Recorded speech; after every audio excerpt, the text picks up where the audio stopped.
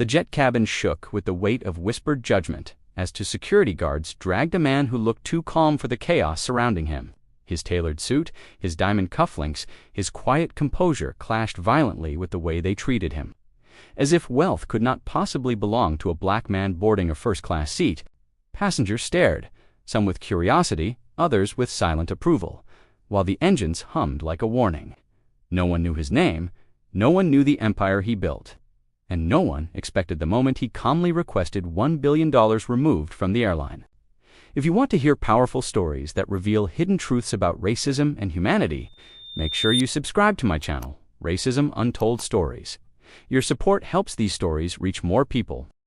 The morning sky over the international airport carried a muted silver glow, a kind of soft haze that hinted at luxury for some and exhaustion for others.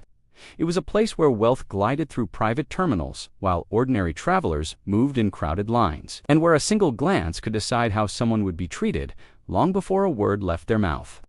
This divide lived in the walls, in the uniforms, in the subtle stiffness of security officers who believed they already knew the type of person each traveler would be. The man who walked through the lobby that morning moved with an ease that came from years of overcoming storms. His name was Adrian Cole, a billionaire known only to boardrooms, not tabloids. He had made his fortune quietly, without parading it, without demanding the world look at him. His success was the kind that grew from relentless discipline, late nights, and the ability to turn failure into fuel. Yet, as he crossed the gleaming marble floor, he remained invisible to the staff who had been trained, knowingly or unknowingly, to search for signs of wealth in skin tone, accent, and dress. Adrian wore a simple charcoal suit that hid its luxury well. His watch, though costly, did not scream for attention. His shoes were polished but understated. He walked with the posture of a man who had nothing to prove and everything under control. Yet the atmosphere shifted as soon as he stepped into the private wing.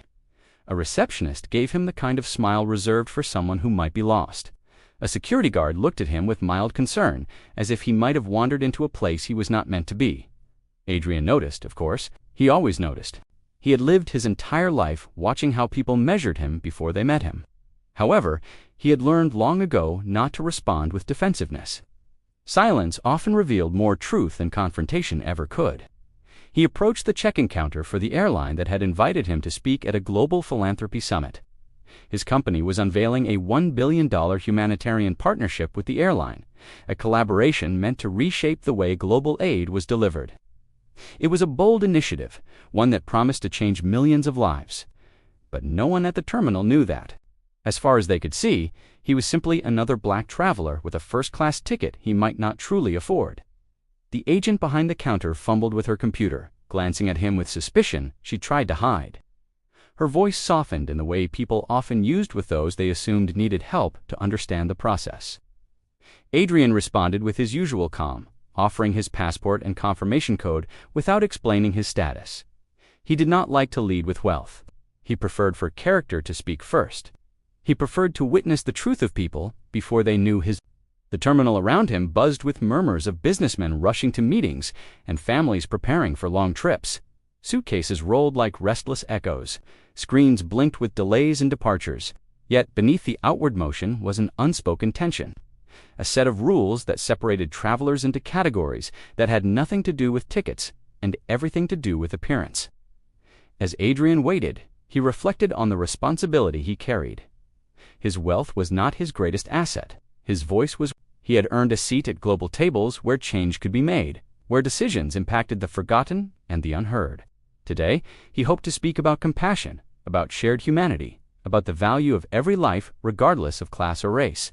Yet, ironically, here he was, preparing to board a flight where those ideas were already being tested long before he reached the stage. The agent finally handed him his boarding pass, but her eyes hesitated, lingering on him with doubt. Adrian understood the look. It was the subtle question many held, but never voiced. How did he get here, the son of a seamstress and a bus mechanic? The child who grew up in a neighborhood more familiar with struggle than opportunity, society often treated his success as an anomaly rather than a possibility. He walked to the security checkpoint, where the air carried the sharp scent of metal detectors and disinfectant. People in tailored suits passed through with ease, greeted with polite nods and quick waves.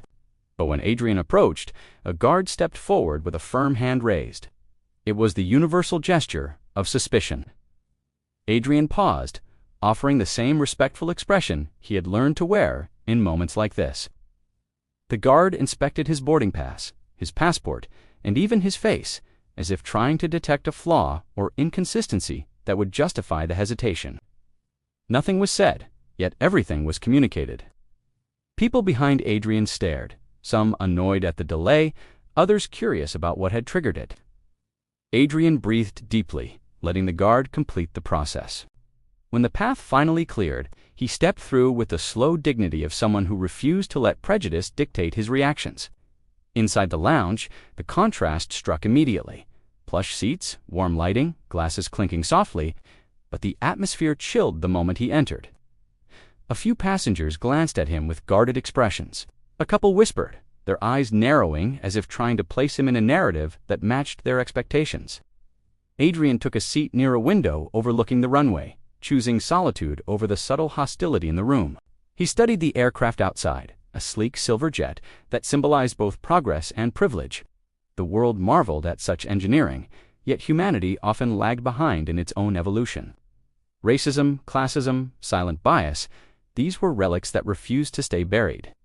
As he waited for boarding, he thought about his childhood. He remembered the nights his mother stayed awake, sewing clothes to afford school supplies.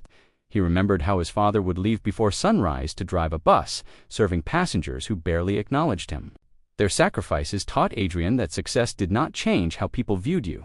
It only revealed more clearly how they always had. When the announcement for first-class boarding echoed through the lounge, a few passengers stood with confidence, prepared to glide through the doors.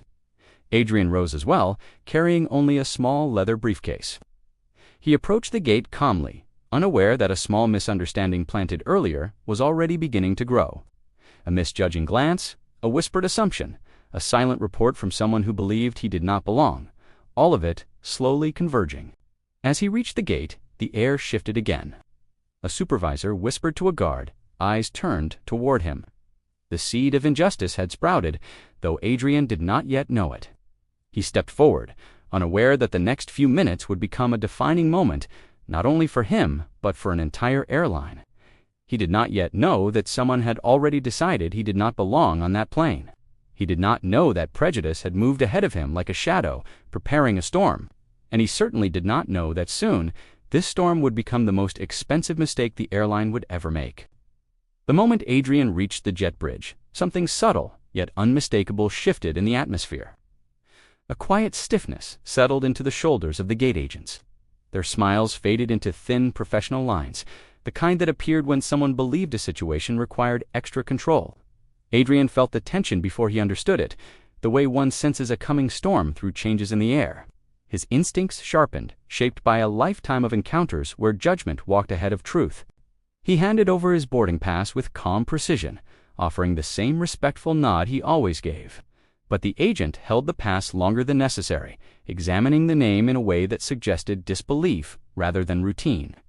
Her eyes flicked from the ticket to his face, then back again, like someone trying to solve a puzzle that did not make sense.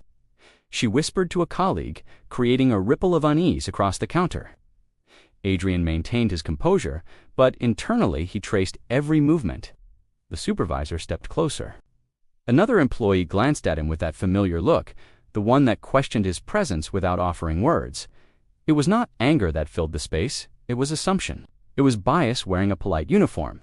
A small crowd began forming behind him, their impatience gathering like a chorus. A businessman in a navy suit shifted his feet, exhaling loudly. A woman holding a designer tote studied Adrian with a blend of doubt and curiosity. No one spoke, yet every stare told its own story. They wondered what he had done. They wondered why the process had stalled for him when it flowed smoothly for others. Adrian waited in silence, as he had done countless times in situations shaped by prejudice. Still, something in the way the gate agents moved told him that this moment carried weight beyond inconvenience. It felt orchestrated, fueled by the seed that had been planted silently back in the lounge. Someone had sent a message forward. Someone believed he did not belong here. The supervisor called security. 2 officers appeared within moments, walking with the purposeful stride of men trained to assert authority. Their eyes sharpened as they approached Adrian. They did not ask if he needed assistance. They did not ask for clarification. They simply asked for identification in a tone that suggested suspicion was already confirmed. Adrian offered his passport again, the document containing truth and legitimacy, yet it seemed to only deepen their scrutiny. Other passengers watched with a mix of discomfort and validation. Some felt uneasy witnessing the tension. Others felt reassured, as if the presence of security meant their own assumptions had been correct. Racism often grew strongest in silence, nurtured by the quiet nods of those who believed themselves harmless. The officers took Adrian a few steps aside, creating a visible scene that transformed him from a respected global figure into someone perceived as a potential threat.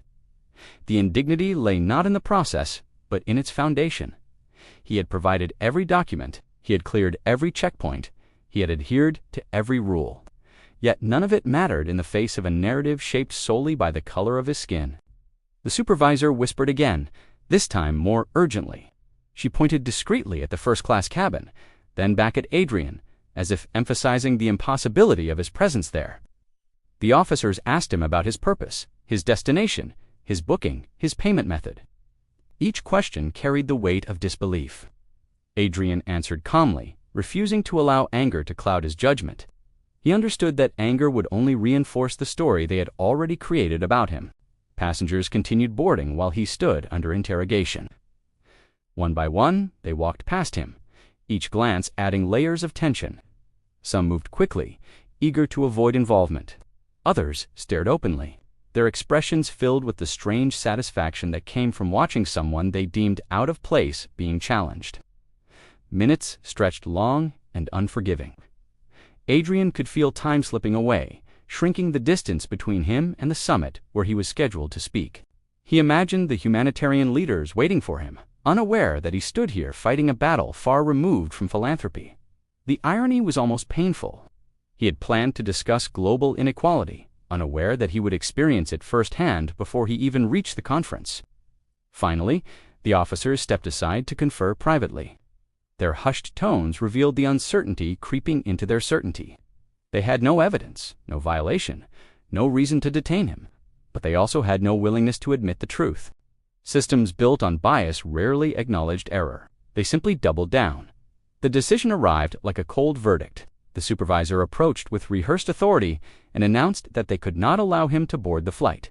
She claimed there was an unresolved issue with his identification, although she never specified what the issue was. She avoided eye contact as she delivered the prepared excuse. Adrian stood still, absorbing the weight of the injustice. He felt the familiar sting, the one that came from being reduced to a stereotype rather than seen as a person. Still, he kept his voice steady.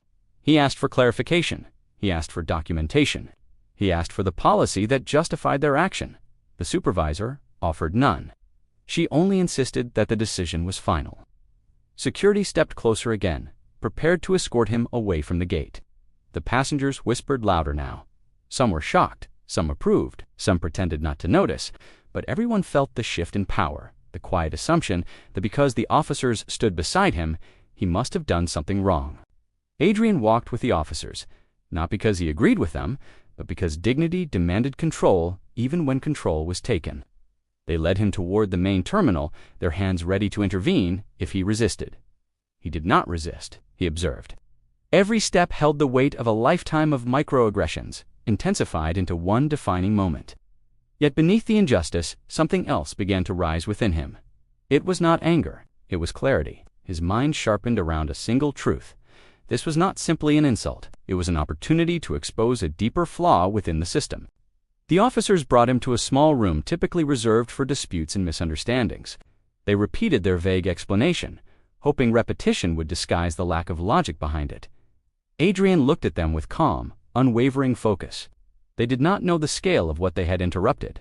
They did not know that their actions had just jeopardized a $1 billion humanitarian initiative. They did not know the power of the man they had misjudged. When Adrian finally stepped out of the room, he was no longer simply a passenger who had been wronged. He was a force carrying the weight of an empire, preparing to make a decision that would change the future of the airline forever. The storm had begun, and they had no idea how much it would cost. The terminal felt colder when Adrian stepped back into it, as if the air itself responded to what had just occurred. People moved through the space with the casual rhythm of travel, unaware that a quiet reckoning was unfolding in the mind of a man who had endured yet another assault of prejudice. Security escorted him toward the public seating area, their presence more symbolic than necessary, as if they wished to maintain the illusion that he posed a threat. Yet Adrian walked with a measured calm, not because the moment was small, but because it was monumental. He paused near a large window overlooking the runway. The aircraft he had been removed from sat motionless, gleaming beneath the morning sun. It looked pristine, almost serene, detached from the storm its crew had created. Its engines waited for the next round of passengers to settle into their seats, unaware that their journey carried a silent stain. Adrian stood still, letting the injustice settle fully into reality. There were moments in life when anger demanded to be answered with force, and there were moments when restraint held more power than fury. This was the latter. He took out his phone and sent a single message to his chief financial officer. There was no emotion in the text, no commentary about the humiliation he had endured. He did not need to explain. His leadership team understood the depth of his convictions, especially when it concerned racism and human dignity. The message contained only a short directive: initiate the withdrawal. It was a simple instruction with consequences that would ripple across the airline industry. The humanitarian partnership, worth $1 billion, had been carefully negotiated over many months. It was structured to provide aid to underserved communities worldwide, using the airline's global network to transport medical supplies, food, and emergency assistance. The initiative was not merely a donation, it was a lifeline that intertwined logistics, compassion, and opportunity. It was meant to launch today, and the airline had unknowingly severed its own future. Adrian slipped the phone back into his pocket and stood in silence. Passengers passed him without noticing, their thoughts consumed by itineraries and delays. Yet above them, in glass offices overlooking the terminal, executives were about to feel the first shockwave. His CFO acted quickly. Calls began to flood the inboxes of board members. The financial department froze all pending transfers. The legal team initiated the reversal process. Stocks belonging to partner entities halted in motion as automated systems registered unusual activity.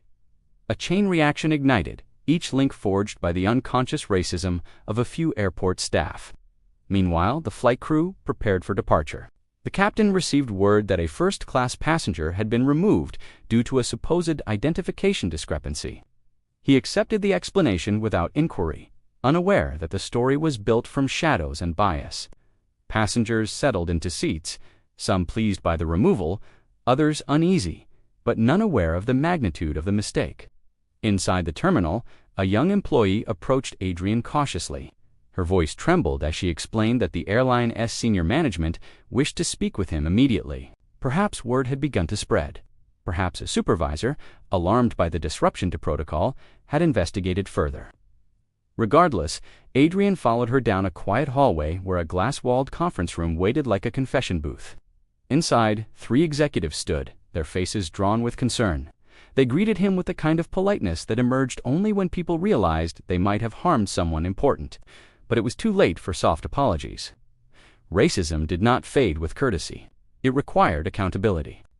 One executive stepped forward, attempting to smooth the situation with assurances that they simply wanted to clarify the confusion, but their words rang hollow.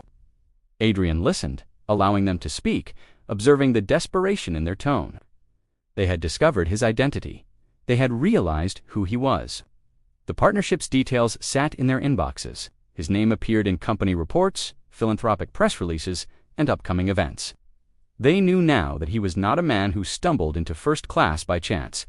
He was the man who had offered them a future worth $1 billion. Adrian raised his hand gently, signaling them to stop speaking. The room fell silent. There was no anger in his expression, only clarity. He explained in calm and deliberate detail how he had been treated from the moment he entered the terminal. He described the suspicious glances, the withheld boarding pass, the unnecessary interrogation, the vague and baseless accusations. He expressed how racism had trailed him silently for years, but that this incident was especially significant, not because of the personal insult, but because it illuminated a systemic problem that power and profit had concealed. The executives listened, growing pale. Their attempts to interrupt failed beneath the weight of his composure. He was not here to argue, he was here to deliver the truth. When he finished, he informed them that the partnership had been terminated. The $1 billion would be redirected to another airline that demonstrated genuine commitment to equality and human dignity. One executive stumbled forward, pleading that they reconsider. Another insisted that the airline valued diversity. The third attempted to blame the actions on lower-level staff.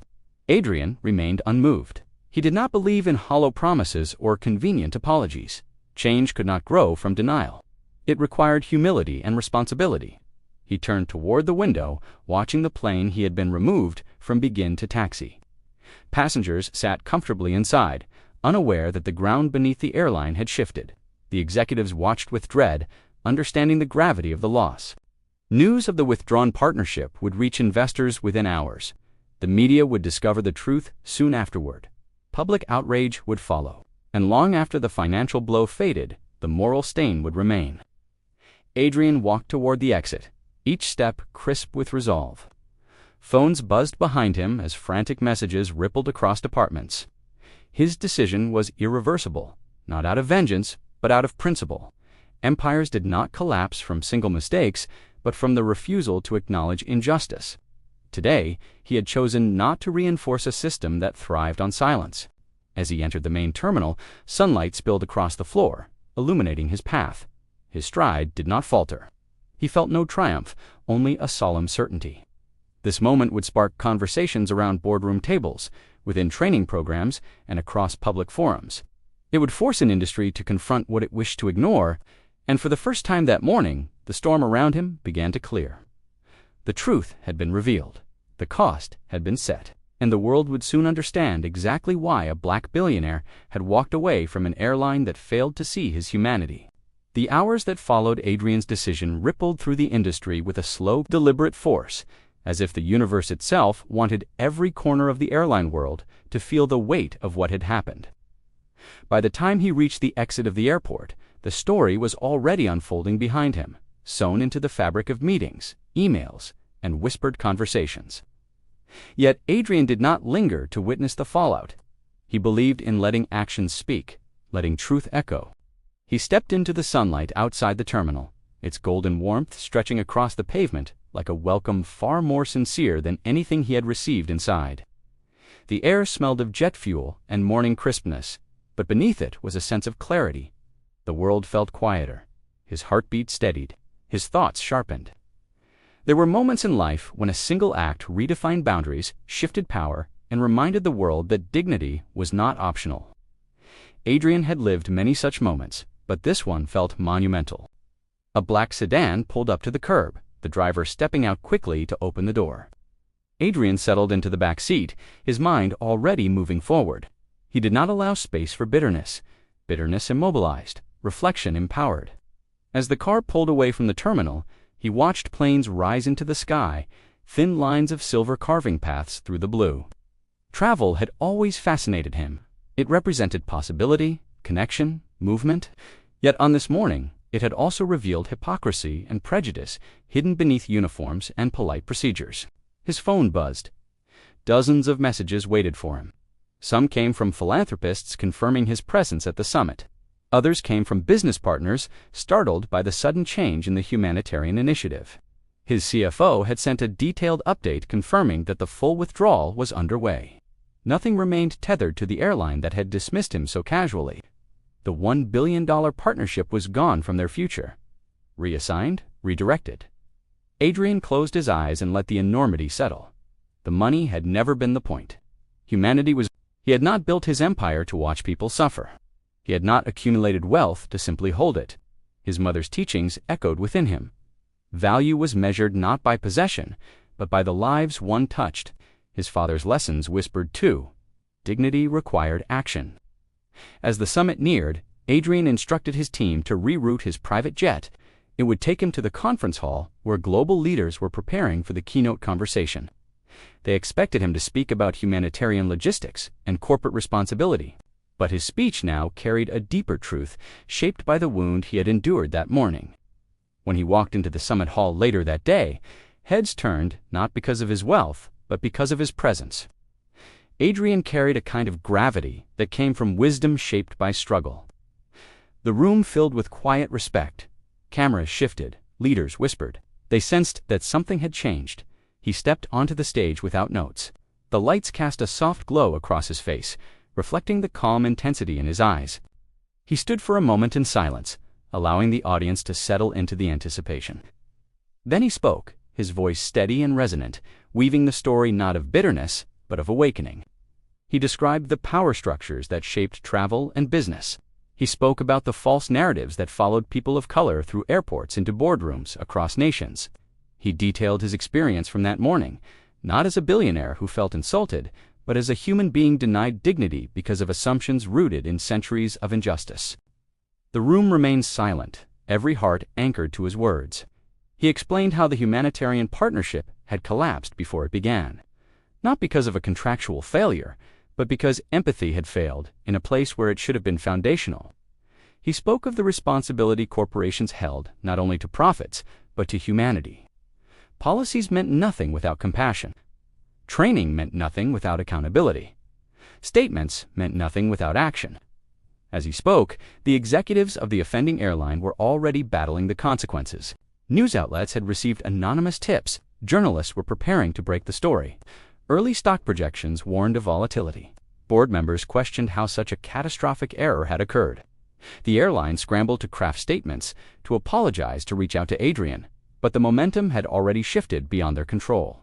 Back at the summit, Adrian ended his speech with a quiet, haunting message. He said that the world could not claim progress if people still judged worth by appearance. He said that dignity could not be conditional. He said that every act of prejudice, no matter how small, shaped futures far larger than anyone imagined. The audience rose in a standing ovation, not for the drama of the story, but for the truth it revealed. After the event, reporters flooded him with requests for interviews. He declined them all. He had no desire for spectacle or fame. His message was delivered. His action was complete. The world would talk without him. His responsibility now was to focus on rebuilding the partnership with an airline truly aligned with his values. In the days that followed, the story spread worldwide. Social media erupted.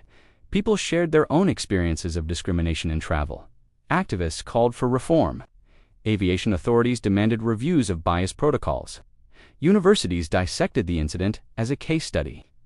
The affected airline issued public apologies, revised its training programs, and launched internal investigations. The damage, however, was permanent. Adrian C's company forged a new humanitarian alliance with an airline known for progressive values and inclusive leadership. The $1 billion flowed into communities where it mattered most. Supplies reached villages cut off by conflict. Food reached children in drought regions. Medical teams were flown to disaster zones. The world saw the effect of compassion in motion, and the contrast between what almost happened and what ultimately did.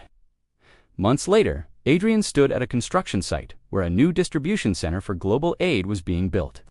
The structure represented more than logistics. It represented resilience, truth, and the power of choosing dignity over silence. He watched workers lift beams into place, the sounds of progress echoing through the air. He reflected on that morning at the airport, not with anger, but with purpose. The injustice he experienced had become a catalyst for change, far greater than the humiliation inflicted upon him. The world had shifted because a moment of prejudice had collided with a man unwilling to accept silence. Sometimes the ones who are treated as if they do not belong are the ones who hold the power to reshape everything. Sometimes the people judged by appearance alone are the ones who carry the keys to humanity's future. If this story moved you, inspired you, or opened your eyes to the truth behind everyday injustice, make sure you subscribe to my channel, Racism Untold Stories. Your support helps bring these powerful stories to life.